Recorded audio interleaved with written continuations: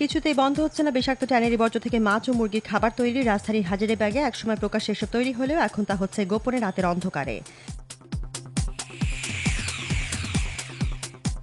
সন্ত্রাস বন্ধের পাশাপাশি সংলাপের উদ্যোগ নিতে সব পক্ষের প্রতি আহ্বান জানিয়েছে উদ্বিগ্ন নাগরিক সমাজ। নাগরিক সমাজের আহ্বায়ক ও সাবেক প্রধান নির্বাচন কমিশনার ডক্টর এটিএম শামসুল হুদা সংবাদ সম্মেলনে আহ্বান জানান।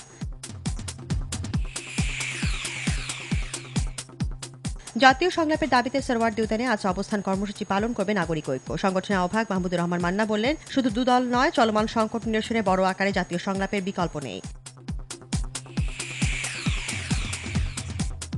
বিএনপি সহ ২০ দলের আজকের বিক্ষোভ কর্মসূচিকে আশার আলো বললেন খাদ্যমন্ত্রী। আর চলমান সন্ত্রাসী কর্মকাণ্ড বন্ধ না করলে জামাতের মতো বিএনপিকে জঙ্গি সংগঠন হিসেবে চিহ্নিত করার কথা বললেন মাহবুবুল আলম হানিফ। জনগণ অচিরেই সরকারের বিরুদ্ধে অসহযোগ আন্দোলনে যেতে বাধ্য হবে, এক বিবৃতিতে একথা জানিয়েছেন বিএনপি যুগ্ম মহাসচিব সালাউদ্দিন আহমেদ। দলের নেতাকর্মীদের হত্যা ও মামলা দিয়ে হয়রানির সঙ্গে জড়িতদের ভবিষ্যতে বিচারেরও হুঁশিয়ারি দেওয়া হয় বিবৃতিতে।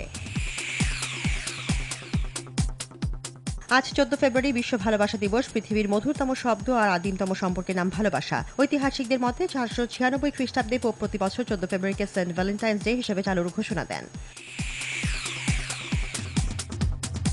হরতাল অবরোধে নাশকতা ঠেকাতে ফেনীতে রাতভর মহাসড়ক পাহারা দিচ্ছেন ক্ষমতাসীন দলের নেতাকর্মীরা। ঢাকা চট্টগ্রাম মহাসড়কে 20টি ঝুঁকিপূর্ণ পয়েন্টে ছাউনি আর তাঁবু বসিয়ে দিনেও মাঠে থাকছেন তারা। হরতাল অবরোধে বারবার এসএসসি ও সমান পরীক্ষার সময়সূচি পরিবর্তনে বিপাকে ঠাকুরগাঁও ও লালমনিরহাটের পরীক্ষার্থীরা। ভেঙে পড়ছে তাদের মনোবল, পরীক্ষা শেষ হওয়া নিয়ে সংশয়।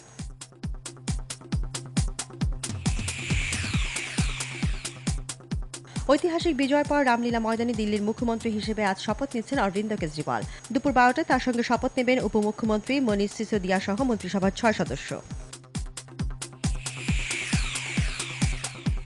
ক্রাইস্টচার্চে বিশ্বকাপ ক্রিকেটের উদ্বোধনী ম্যাচে শ্রীলঙ্কা বিপক্ষে ব্যাট করে 6 উইকেটে 331 রানের সংগ্রহ করেছে নিউজিল্যান্ড। জয়ের লক্ষ্যে 332 রানের টার্গেট নিয়ে ব্যাট করছে শ্রীলঙ্কা। অপর খেলায় অস্ট্রেলিয়ার প্রতিপক্ষ ইংল্যান্ড।